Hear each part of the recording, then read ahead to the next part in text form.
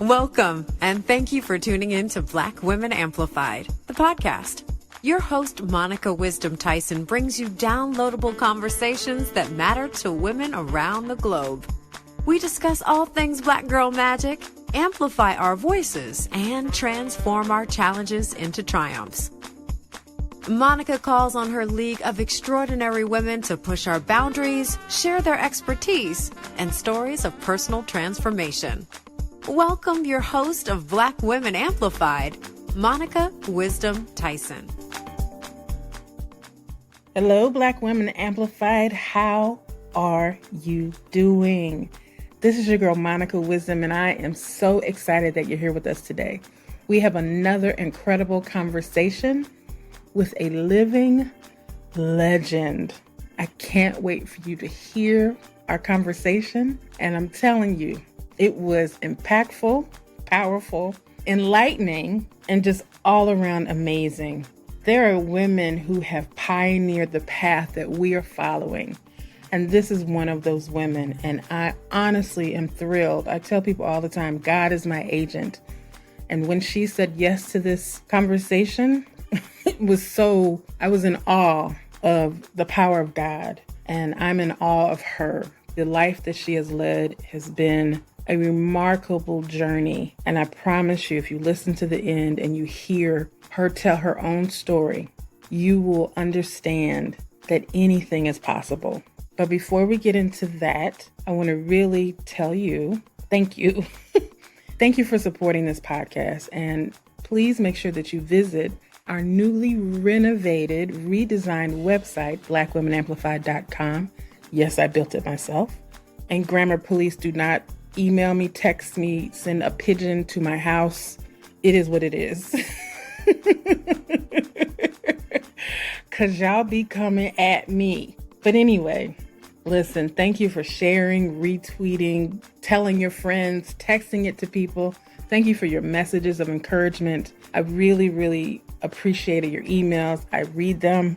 And if I don't get back to you, just know that I read it and I will get back to you. But thank you. I really, really appreciate it. This is a labor of love, and God has graced me with the ability to have great conversation with phenomenal women. And I'm happy to share it with you week after week after week. Now listen,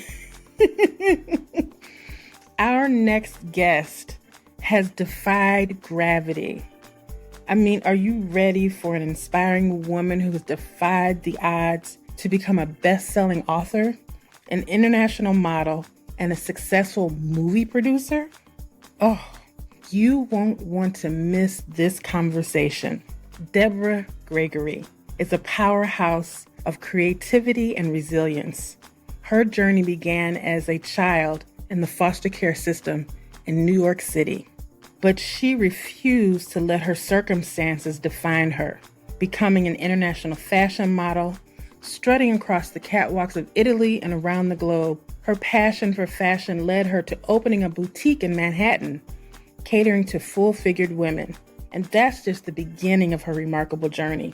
Deborah went on to write the best-selling, award-winning series, The Cheetah Girls, which was adapted into 3 phenomenal movies.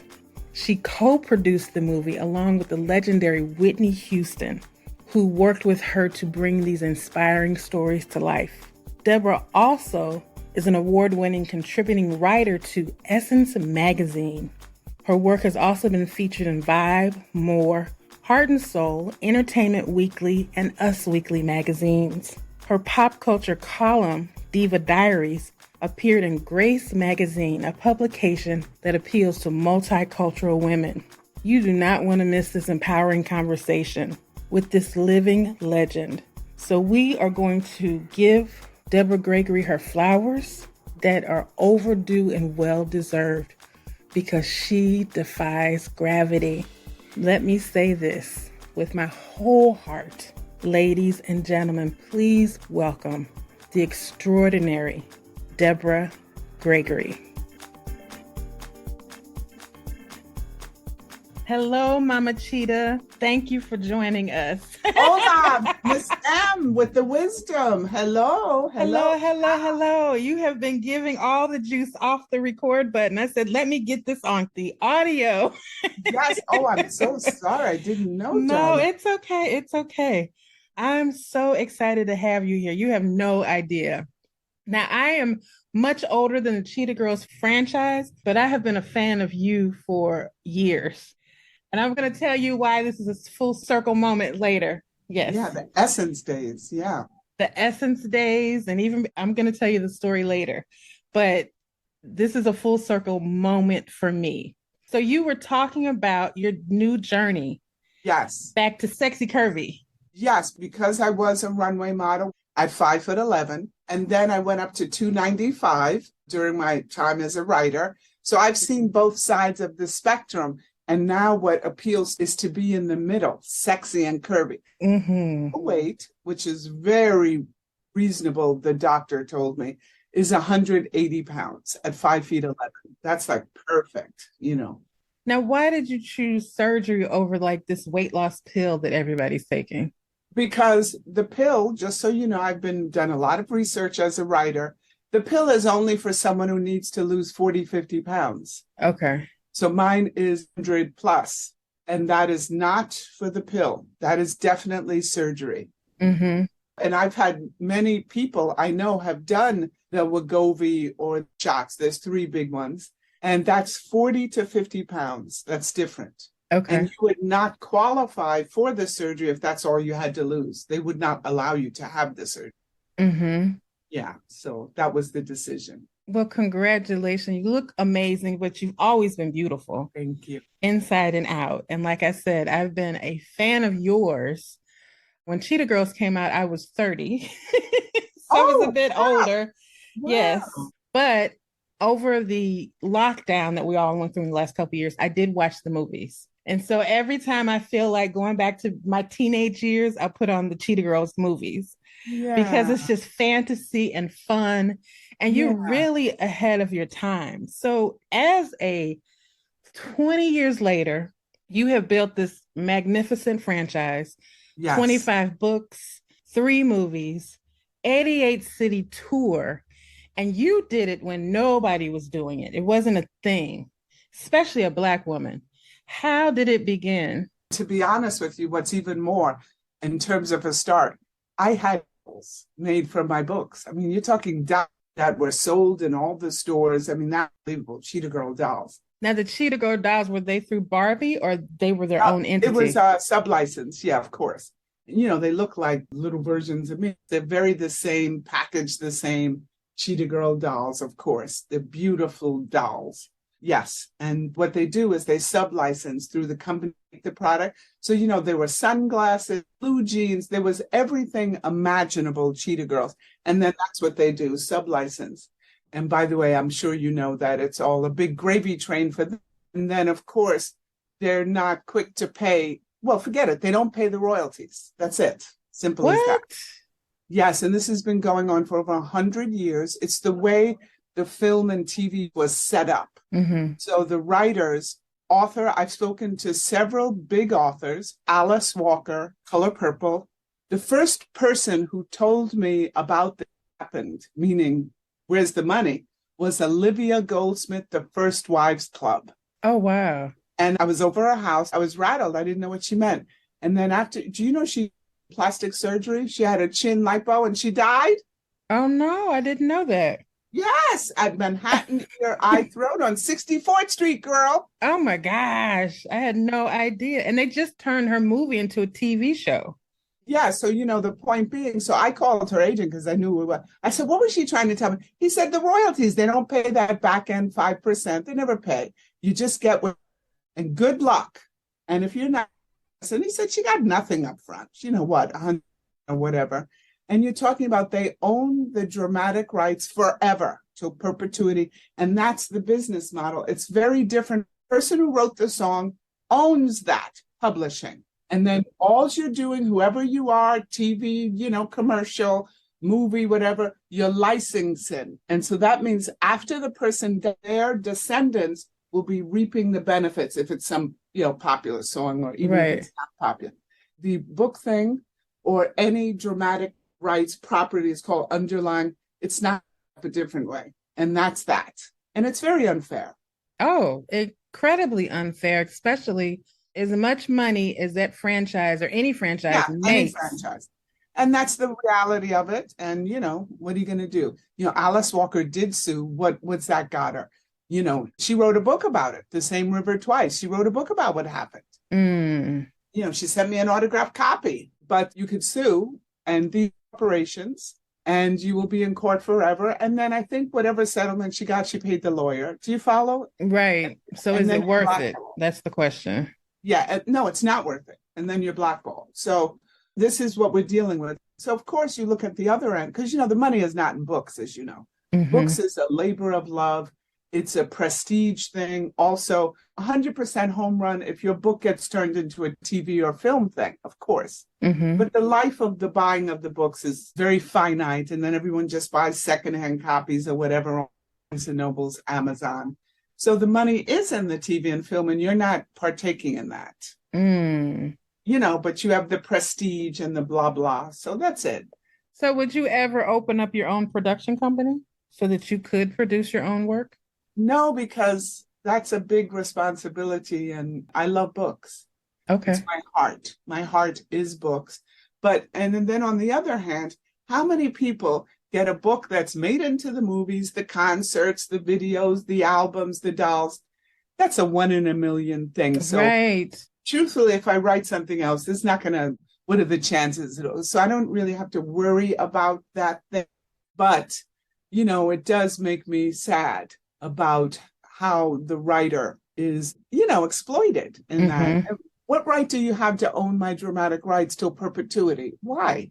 That's like slavery, quite frankly, because now it's 20 years later, it has a big cult following. I want it made where they own the dramatic rights, the film and TV. So you can't even do a remake of it? No, it's up to them. It's up to them. Okay. Because they own the dramatic rights, film and TV. Why? That to me is, it should be own it for a period of time, but it's not set up that way. And anyone in the film business will tell you that's the reality of it. They own it. It's called their vault. So all these studios have their Wizard of Oz, whatever it is in their vault. And when they feel like remaking it, they can do it. And I think that sort of reminds me of slavery, quite frankly. It's a horrible reality because at 20 years later, your celebration is bittersweet. Please, it has a huge cult following. These kids love this Cheetah Girls thing. They write me letters. There's so many fan groups and blah, blah. And it's just, it affected their lives. It was wonderful. So is there any way, even though they own the story? No, they own the dramatic rights. Dramatic rights. You own the story. I own the book rights. Okay. The book business is set up differently. You see the difference? Mm-hmm. The book rights, the author owns the book rights. Okay. And then you're in an arrangement with the book company. And then let's say it stops printing, you can go to another book company. You see the difference? Yes. Okay. So, but they own the dramatic rights. And, where's my remake? Please, because it's time. And listen, I'm going to tell you this. You, from watching the Cheetah Girls movies, you were definitely ahead of your time in the conversations that were happening within the movie. How much of that movie reflected your real life? It was me. It was the childhood I wanted. Oh, this you'll love, this little tidbit. So here I created this, right? I created it, fiction. I had been assigned to do a story for Essence on Destiny's Child. And I'd interviewed them before, but this time it was to go to Houston, their hometown. They were performing. And the Yvette Noel Schur was the publicist she was wonderful. Mm-hmm. But anyway, so I'm 3 days there. We went shopping at the Galleria. You get it? Eating at Papa Do's. Yes, they were teenagers. They were wonderful, whatever. So you see how my mind is cranking. And so part of it, that's how it came up. And I made the lead character Galleria because her mother had bought her first pair of Gucci shoes at that fabulous mall in Houston. It was me. Oh, I had such fun shopping there. And then I thought, it would be funny. Make her half Black, half Italian. Oh, yeah, that's a city make them from bologna. And when you see bologna on paper, it looks like bologna. Bologna. Ologna. So, oh, the kids will love that. So funny, right? Oh, yes, Franco Garibaldi, her father. Oh, the Black mother. I do a DNA test. Mm-hmm. When DNA became the breakthrough, which is, you may not know, state killer. Remember when they started breaking the cold cases because DNA had reached the level that they could identify people? Yes. I was like, oh my God, Golden State Killer? This man they've been looking for 40 years. I could find out who my father was. And I did the DNA test, and bingo, there it was. It said 50% Italian DNA. I was like, come on. You see how the mind works? Yes, your DNA, it was all infused in you. Yes. Fashion and culture and all the things. And then, of course, when the genealogist, I found out, I had big matches on both sides, by the way. My mother, because don't forget, I didn't know my mother, but I knew she was Black because I had gotten my birth certificate. I'd sent away for it. I'd searched for her family. Okay, fine. But when the genealogist ran the Italian line, back in 1632, Satteria, shops you go in and you go and get a suit made. Oh, the tailors. Satteria. Yes. And so the genealogist even commented, because on the certificate of every person, it has your occupation. He said, look at this. You come from a long line of Satteria. He said, that's unusual. Usually you'll see lots of unskilled laborers because, they work in the water, longshoremen, etc. So it's in my DNA, that whole thing. Satteria, and it made sense. I graduated from FIT and I started making, the whole thing sort of put, but I just thought that was hilarious. That of all the things. That's amazing. Because I could have made her anything I wanted. And then, of course, Dorinda's a foster child because I grew up in the system. Okay. The dog Toto, that's my dog. That was my dog. And the Houston, the two twins being from Houston, it's because of that wonderful trip I had to Houston, interviewing Destiny's Child and hanging out with Yvette Noel Shore. So it just all came together. It's all me. And of course, the singing, when I did do the maternal side search, I find on my first cousin, Robert Gregory. And he says, of course, he said, Auntie Ruth, my mother's name was Ruth Gregory. He said, did you sing her?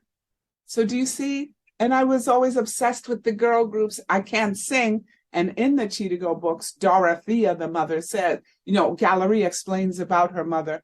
My mother wanted to be but she just didn't have the voice. She had the clothes and the personality. So you see how Galleria was pushed towards singing because of her mother. But anyway, so it was all, to answer your question, it's all just parts of me. And then, of course, it's set in New York because this is me in New York. And the cheetah clothes, I wore cheetah clothes since I'm a kid or, whatever. So the animal print came before the Cheetah Girls. Oh, yeah. When I wrote for Essence, I was known as the leopard lady. And I even had a column in Essence where I had the leopard outfit on. So leopard and cheetah, it's all the same, It's all catamount. Meow. So, yes. Now, before you started writing the Cheetah Girls, you're an award-winning contributing writer. I wrote for Essence. Yeah. I was a staff writer. So I was a magazine writer, basically. That's what you call it. Or you could call it a journalist, too. Where did your love for writing come from? I'm not sure. Truthfully, the most sense to me. In the first foster home I was in, my foster mother was illiterate. She could not read or write everything for her. So, and this was a mean person. I was very frightened of her.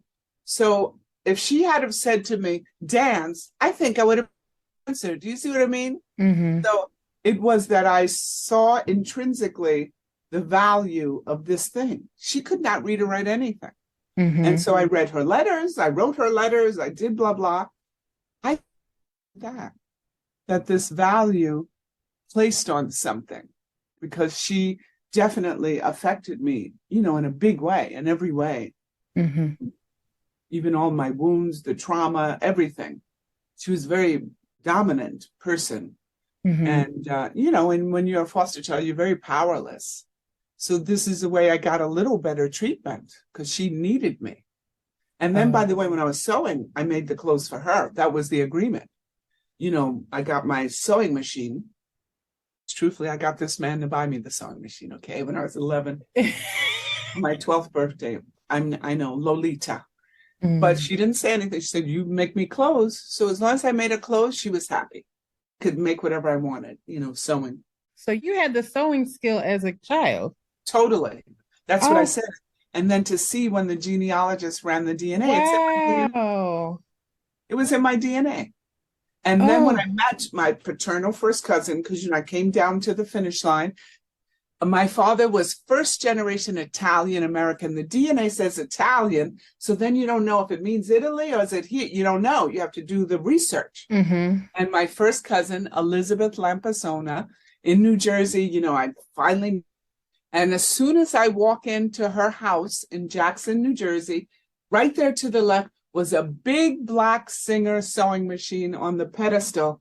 She said that was my mother's. My mother sewed, and our grandmother was the head of the seamstress at the clothing factory in Brooklyn. So there it was, So your family was literally all the way around you, and you had no idea.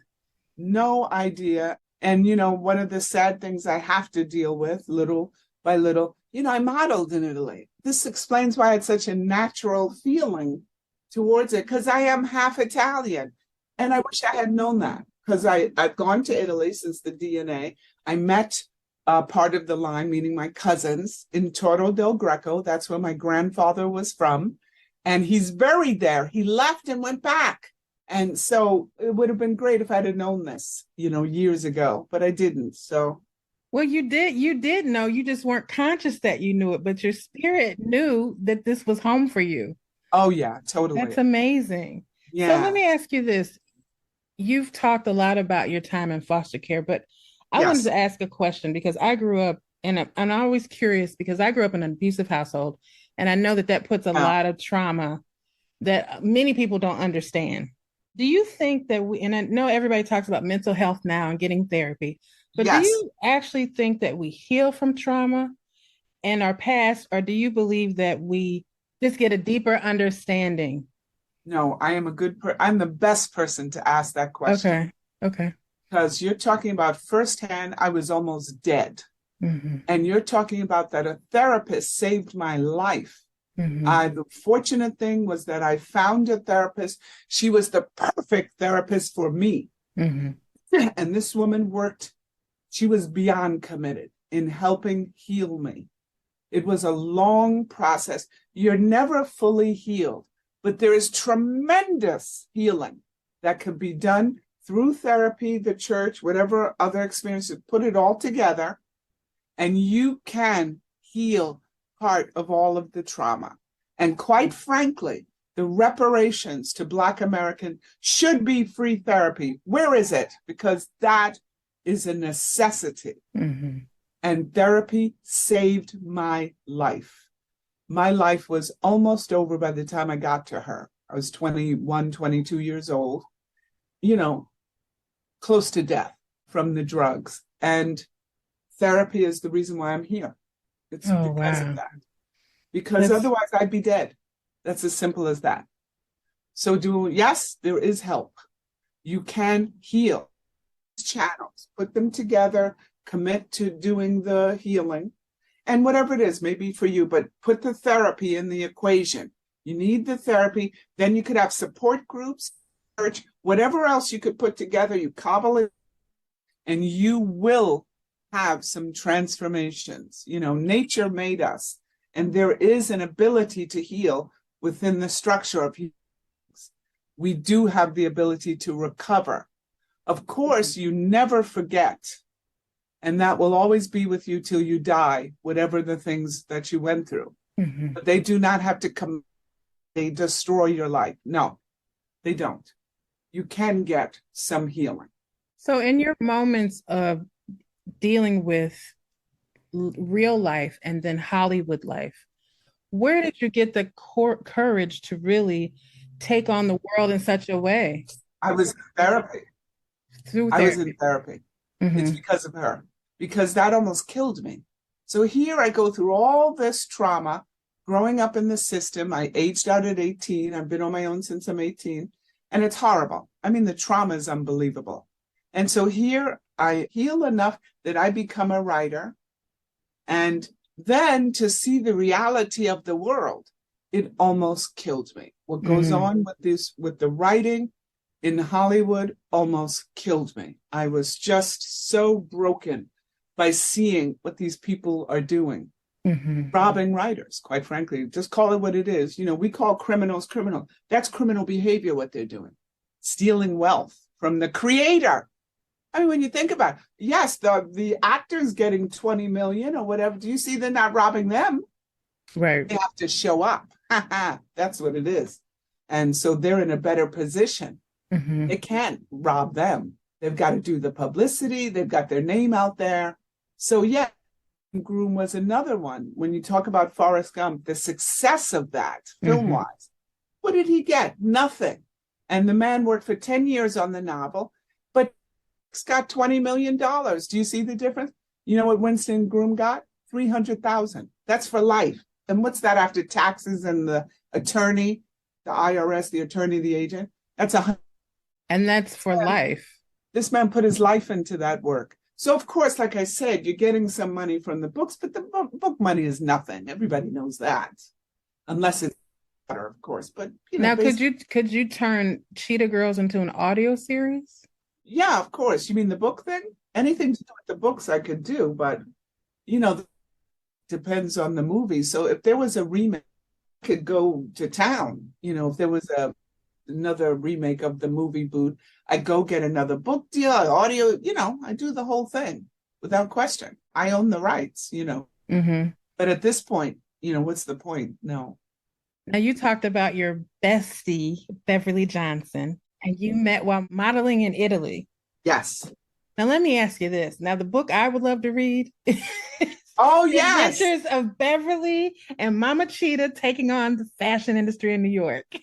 Well, I could just tell you that I do plan to write a novel. Okay. And the novel will be infused with some things. I mean, what I could do, the best thing that could happen to me is to heal enough from this whole thing and write a great story. That is the looking forward. And it's possible. I could do that. And I would love to see that story because you both are two iconic figures and there are stories, trust me. Ooh, I can't listen. The stories we know and the stories we'll never know. But and we don't see, like, we see Sex in the City and we see all these stories, but we never which see, was great. Which is amazing. But we never see our stories happening in New York during those times. I must tell you, City, the thing where they went wrong, and I would never do. You know how important, you just told me about your background.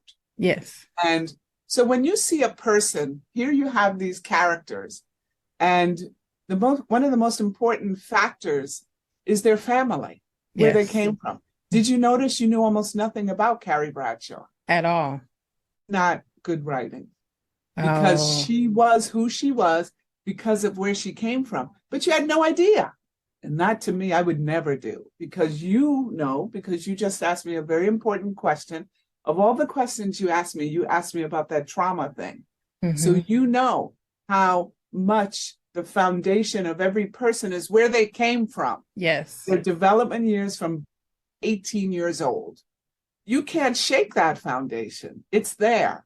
And it causes you to do all sorts of things, and it could cause you to do all sorts of bad things unless you get help, because you will just repeat. That's all it is. It's generational trauma, you know. And what we have as Black people is generational trauma from slavery. Generation down to generation. Thought when I found my mother's family. These people were marginal, one step above, as far as I could see, slavery. Do you know that she was 13 brothers and sisters? Do you know that, and the cousins, I had big DNA matches on my maternal side. Not one person had a photo of my mother. I wanted a photo of my mother. Is that too much to ask? They couldn't supply that. And I mean, they really couldn't. They really didn't have it. And one cousin match, the first cousin match, snapped in the message. He said, photos. He said, these people, let alone take photos. And what do you want a photo for anyway? You writing a book? That was our last exchange, by the way. Isn't it funny how we can just cut people off? It's like, oh, nope, not going there. Oh, yeah, but because they knew who I was. Yeah. You know, when they knew who I was, and they had never contacted me. And so it was just very sad. But that's the in North Carolina, tobacco. Nick Gregory, my grandfather, worked for a sharecropper, tobacco. And then you get it? And his brother, Amos Gregory, was a bootlegger. You know, whatever, moonshine. What? Now, were you related to Dick Gregory? No, but I guess what I'm thinking. What? My research. Mm-hmm. You know, I don't think I am because, you know, but in this research, there was a Gregory plantation. So I bet you his line and my maternal line came from that plantation. Where did that Gregory? It's a British name. So that's what I'm. Yeah, because there's not too many Gregories as a last name. No. And there was a Gregory plantation. So just do the math. That's pretty easy. And you all have very much a similar personality. You just say it like it is. Oh, you want to hear something hilarious?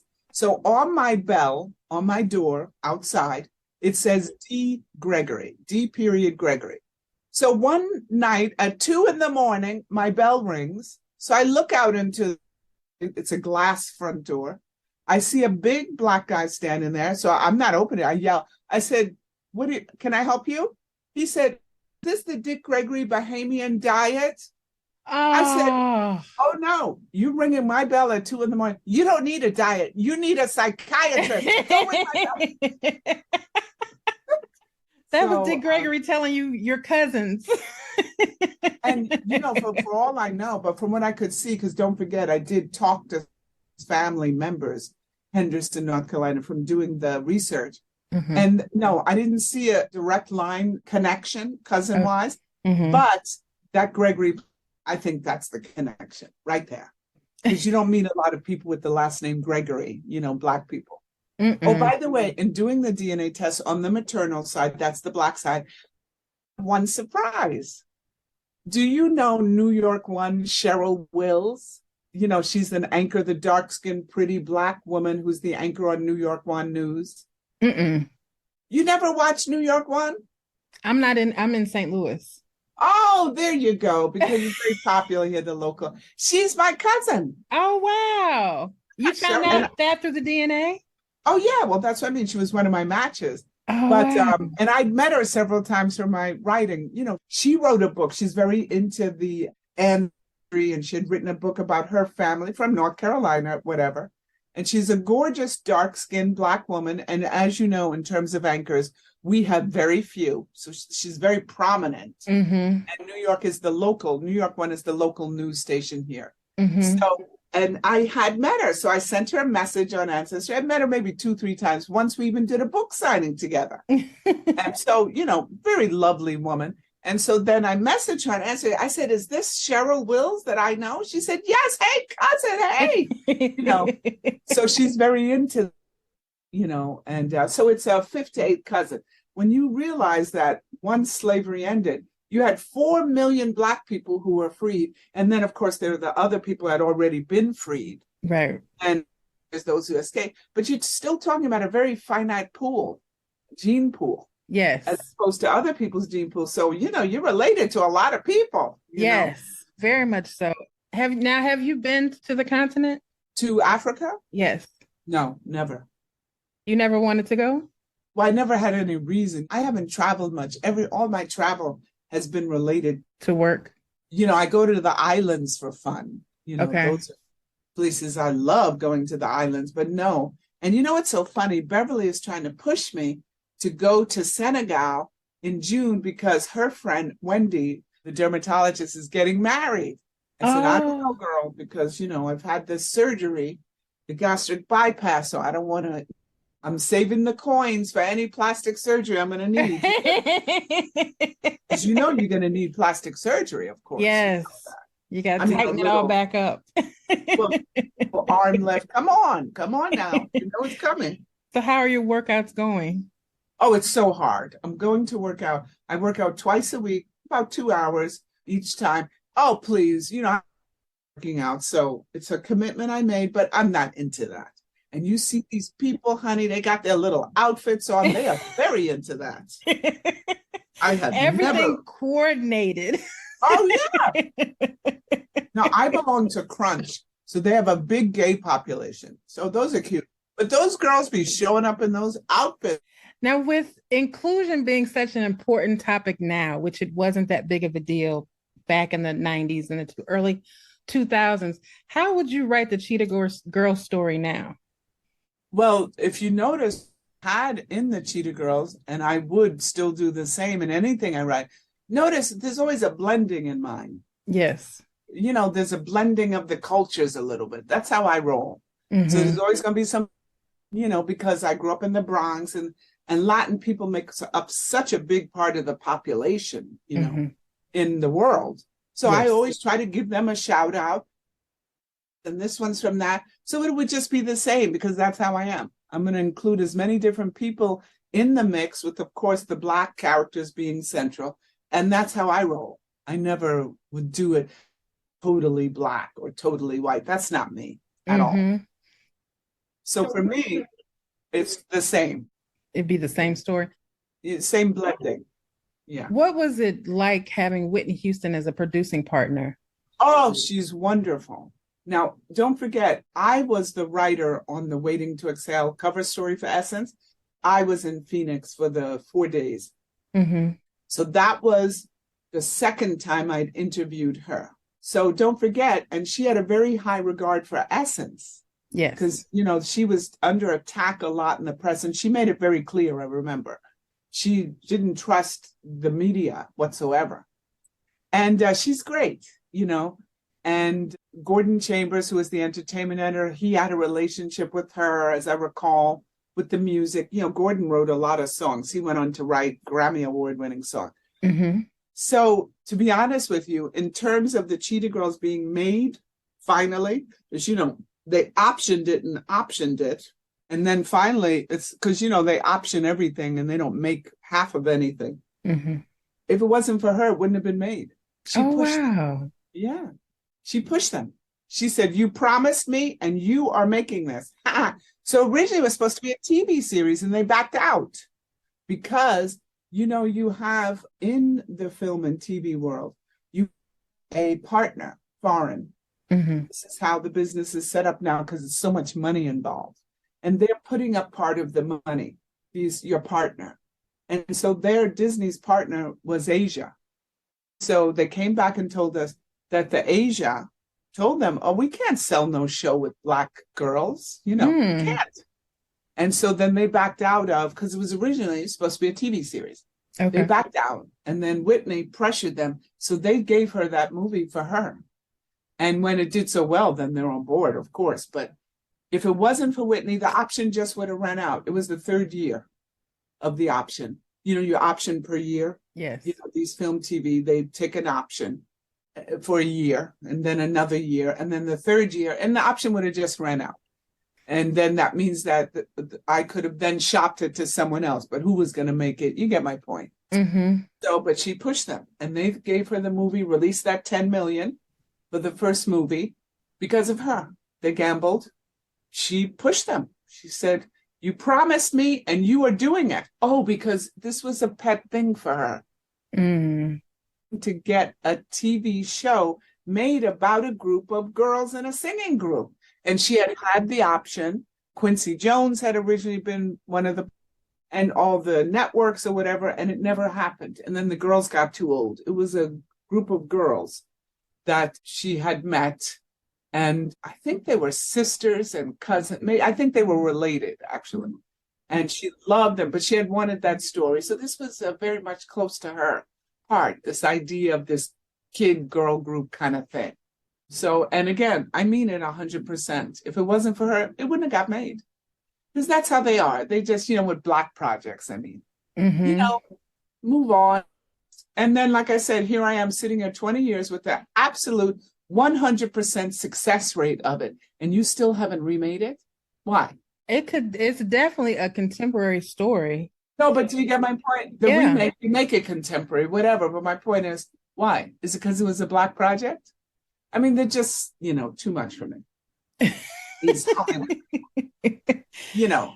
These Hollywood people. So what are you working on now? Now I'm working on going to the gym. Okay. And as I said, I want to get the focus on getting this food thing dealt with, and then I'm going to see what comes out of it. My feeling is it'll be another story. This story that's been in my mind for years about this girl. And of course, she wears leopard clothes. You know that. Of course. Let me tell you my full circle moment with you. Oh, but it's adult, by the way. Please, because I'd like some grown women stories. Yeah, it'll be about reinvention. It will be about reinvention because it's such an important part of so many people's lives that they are forced, they're back against the wall to grow and to change, to reinvent themselves. And that's what this girl will be doing. And, leopard, changing their spot. So it's in my mind, this story. So go ahead. What were you going to say? So, well, I was going to tell you a story, but I have a question first. How do you go about reinventing yourself? Like, what is your journey of self-discovery? What tools do you use? How do you go through the process? Therapy was the big thing. Therapy. I changed myself dramatically. Therapy. That's what was my big tool. And also 12-step programs, as you know what they are, right? 12-step programs, honey. And there's one for everything. You shop too much, eat too much, you drink too much, you eat too much fentanyl. You gamble too much, there's a 12-step program for you. And they have great success and it's free and you get support.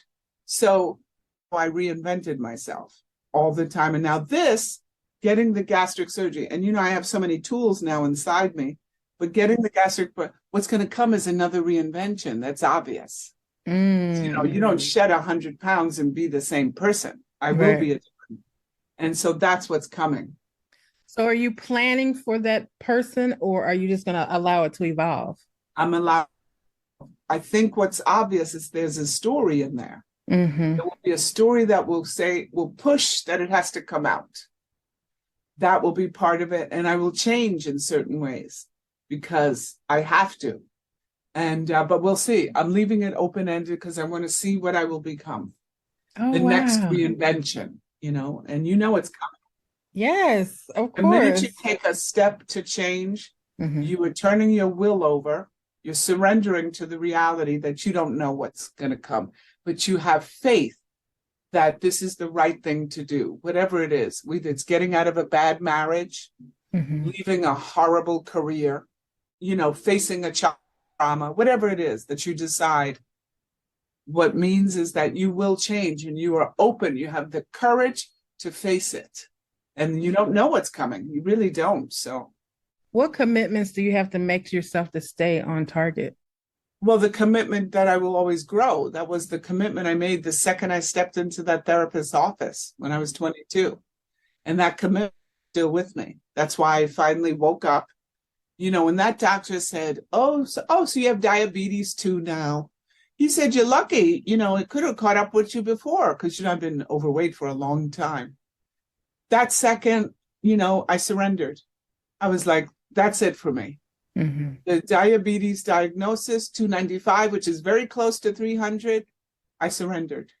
And then I took steps to fix this 400-pound gorilla that's been over my neck the whole time I've been a writer. That's when the food thing kicked in, quite frankly. Was food your vice? It was how I coped with everything. How you coped. Just all the pressure, the childhood pressure, the trauma. And, I was here, but it's an addiction. I finally faced that because, you hit bottom. Some people have a bigger bottom, a lower bottom. And, I've been through this many times already with different things. So I surrendered. It's like whatever is in front of me can't be worse than this, Because you've been through so much. Yeah. That's what you do. It doesn't solve the problem, How do you keep your optimism through all of this? It's not optimism, it's faith. We're born from nature, and nature has supplied each of us inside with the spirit, a spiritual realm. And you tap into that. because we are emotional, physical, and spiritual beings. That's how we were created, by whatever you want to call it. I call it the force be with you. Some people call it God, some people call it Allah. Yes. I never see it as a person. I see it more as this expansive force that created all of this. It's inside of every single person. That's what makes you a human being. So you tap into that. How do you tap into your force? Meditation is part of it. Going to the support groups, like I said, therapy, any way you do, you tap into it. Through other people. People, they mirror because they all have it. And that's how you do it. When you were young, I mean, it was horrible. And I'm not saying this because of Cheetah Girls, but it was such a big, explosive entity. Is this something you envisioned as a kid or as a young person? Okay. No, I mean, I wrote, but no, the only thing I envisioned was getting out of foster care. That was my big goal in life. As a child, that's all you could think, how to get out of foster care. It was my big fantasy. Escaping. Was your imagination a part of your escapism? Well, no, I'm a creative person. So, I said, there I am writing, making clothes or whatever. But, it's very limited because I was suffering so much. So I didn't think about things, if that's what you're asking. No, I didn't think, I'm going to be a writer. No, I'm going to be anything. All you could think is, I'll get out of foster care. That was my big goal in life. Now, what was the first article that you read when you went into the magazine? Not read, wrote, when you went into the magazine world? You won't believe this. I was taking the GRE, the exam to get into graduate school. Okay. And I was working at New Look magazine, as an editorial assistant. My boss was great, Robert Hoffler. He was gay, he was great. He said, "What are you doing?" I said, because I was exhausted. I said, I'm taking the GRE so I could get into graduate school. He said, "You want to write?" He said, "Then why don't you write an article? And if I like it, I'll buy it." That's what happened. And the first article I wrote was about Tina Turner and her wigs. It was called "What's Wigs Got to Do with It?" And he loved it. He bought it. Yeah. Oh, I love that. Yeah, that was the first article, and he bought, I think I got like $300. And it was a picture of her with the purple wig. Remember, she wore those wigs? Yes. When she reinvented herself. Yes. She had that look, and that's what it was. And I wrote, maybe it was called "What's Love Got to Do with It?" But then it was about her wigs, Amazing. Amazing. Yeah, that was the first article. What was your journey to Essence magazine? Oh, well, I was freelance writing. I got my journey. Oh, my God. I remember it exactly now. If you notice the character Dorothea in the Cheetah Girls, she has a plus-size boutique, Toto in New York, fun in larger sizes.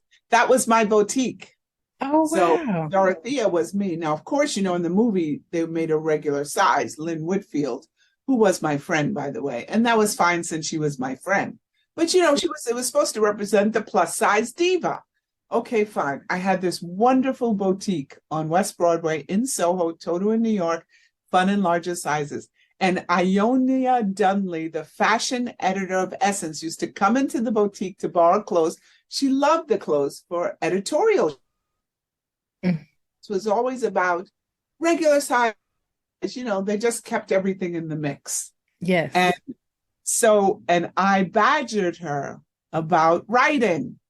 And finally, they called me in, Ionia and Mickey Taylor, the beauty editor, and they asked me to write an article, which I did, and then they hired me. And it was freelance. I was the fashion and beauty writer. Wow. That's amazing. Yeah. It's just like when you connect all the dots, it's just like, wow. Yeah. You had a deep belief in yourself over all things. And you might not have felt it, but clearly from the way that your life has unfolded, there was always that within you. So this is a story where we come full circle. Okay. My first time I went to London, it was 1999. Oh. And it was my first trip to London. I was there in 2000. Go ahead. Well, maybe it was 2000. but I met you. I was Oh my walking. God. So it was 2000. I was staying with Anna Schultz, the plus size clothing designer. I was walking to Harrods department store. And I went to Harrods. Yes, so we Oh, that passed was each other. 2000. That Okay, was 2000. 2000. And I walked past you, and you were the most gorgeous thing I had ever seen in my life. I had never seen a curvy girl look so sexy. And so I stopped you in the street, and I was like, oh my God, I was just like, you were so beautiful, because I'd never seen a curvy girl look so exquisite. And you said, I'm promoting my book. You handed me a flyer, and it was a Yes. Cheetah Girl flyer. And then you got into one of those London cabs. It was black, and the door opened from the other side. And I Yes. was just staring at you.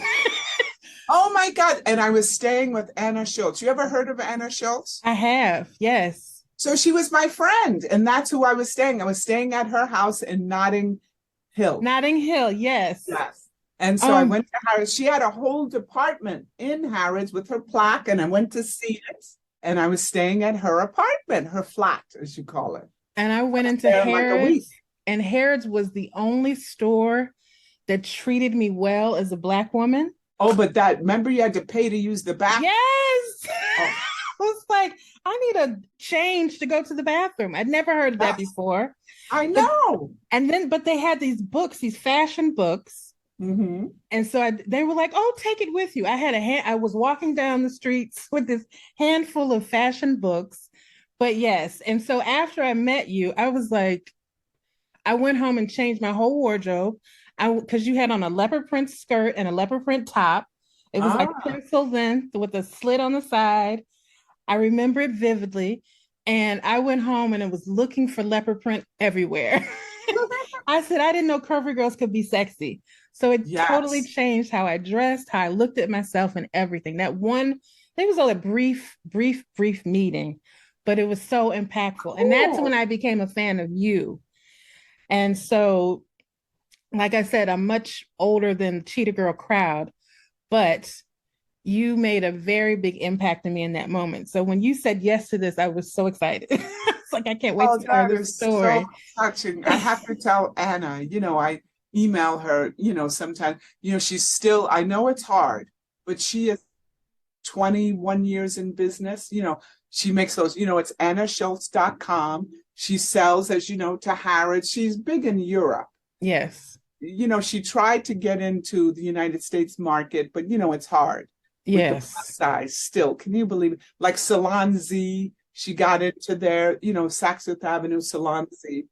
But they apparently it's kind of hard, meaning with the paybacks or this, again, business practices that don't work for the supplier. Mm-hmm. So she kind of gave up on, she does, well, and she's still in business for herself with the thing. She's German, by the way. And she ended up in London because she went to Rhodes Design School. And after college, she stayed there. She And stayed. yes, she loves London. Now, would you ever design a collection of clothing these days? No, I had the Toto in New York. That was my design. That was amazing. It was before my time. It was before, the clothes were too wild, like I said, but Ionia came in. And then I stopped that and I became a writer. Started as the fashion beauty writer. But the clothing is a part of my life, So Well, I'll tell you what, I would love to see a Deborah Gregory collection, because you can never have too much animal print. No, remember Cheetah Rama. Remember, my brand is called Cheetah Rama. Cheetah Rama. And I have an Etsy shop. Remember, I have a shop on Etsy.com. It's cheetahrama.etsy.com. That's to my shop. I make fabulous things. Oh, and I can't wait to go check it out. Yes, I have an Etsy shop. But yes, so it would be Cheetah Rama by Deborah Gregory. That would be the line, because that's already my brand. So yes, of course, I could in a second make clothes, but Well, I'm going to put that out in the universe, because you're right. You can never have enough animal print in your wardrobe. There's still not enough fabulous plus size clothing. They try a little bit, but it's still not fabulous, Especially for the grown woman who doesn't necessarily want everything hanging out, but you still want to be sexy. Yeah. But I shop on Torrid.com, lanebryant.com, but there's simplybee.com, but there's still nothing too fast. And Anna Schultz, obviously, because she has such great taste. And our tastes are similar, by the way. She loves leopard. It's always in her collection. And she loves bright colors, or, she's got great style sensibility. But that's it. It's just not a lot of options, for us. So how are you going to celebrate this 20-year milestone? I haven't thought about it. The articles, written, people have contacted me, and you'll know there's something on BuzzFeed. There was something in Daily Beast, people have done it. But no, I'm not celebrating because, like I said, where is my remake? That's celebrating, That would be the celebration. No, nothing to celebrate on that end, because where's my remake? Thank you. But what I will celebrate is when I finish this year of transformation, I will be celebrating that for sure. I can tell you that. Well, I am excited for all of your successes because you were truly... And by the way, you know that I did do signings in St. Louis, or you didn't know that? No, I didn't. Oh, yes. When I did the Cheetah Girls signings all over the country, it would be whoever invited me. Okay. And I was invited twice to St. Louis. I ate at Sweetie Pie's. I got a photo, I remember. Oh, my goodness. Yes, but let's say it was a bookstore. Another time it was a college, but twice. I was in St. Louis twice. We do have a lot of authors that come here, and we have a great library. And whoever sent for me, they send for you. They pay the airfare, the hotel, and whatever it was. I remember twice I was in St. and I remember taking a picture under Josephine Baker Way, because that. Oh, yes. And I remember that, and eating at Sweetie Pie's, and just having a great time twice, 2 times I was there. We're a great city. New Yorkers love St. Louis. Oh, yeah. Every New Yorker I know loves St. Louis. We have totally culture and style and all the things. And we even have a fashion district downtown. Yeah. And I know that a lot of fashion people before the lockdown were coming here looking at all of our warehouse spaces to open up manufacturing here. So hopefully the idea will come back. I know why maybe you didn't hear, because both of those events, they were closed events. They weren't open to the public. Right. You're probably at WashU or one of the colleges. They were for, one of them was for the college, speaking. I remember it was a panel with the book signing, and the other one was like some girls. It was a nonprofit organization that was for girls. Okay. And I remember they gave them little gift bags after, so it was a private thing. Well, very, very nice. So that's maybe why you didn't know that I was there. Oh, I would have been there. I've been like, exactly. Yeah. But I met Sweetie Pie. That was a big thing. Oh, hey. She came over to my table. Oh, hi. She introduced herself. Took a photo. I heard about that latest scandal, something with the son, right? Oh my God, her son. Yes. Terrible. Listen, Dollface, I got to get to the gym. Yes, so we're going to say, listen, I'm going to let you get to the gym because you were on a mission. Yes. And I don't want to impede any of that, but this has been a true pleasure and an honor. And so the cast will air, or it's airing soon, right? Yes, it'll be out this month. Yes. Okay, great. So you'll this month or early May, and I will let you know, and I will send you all of the information.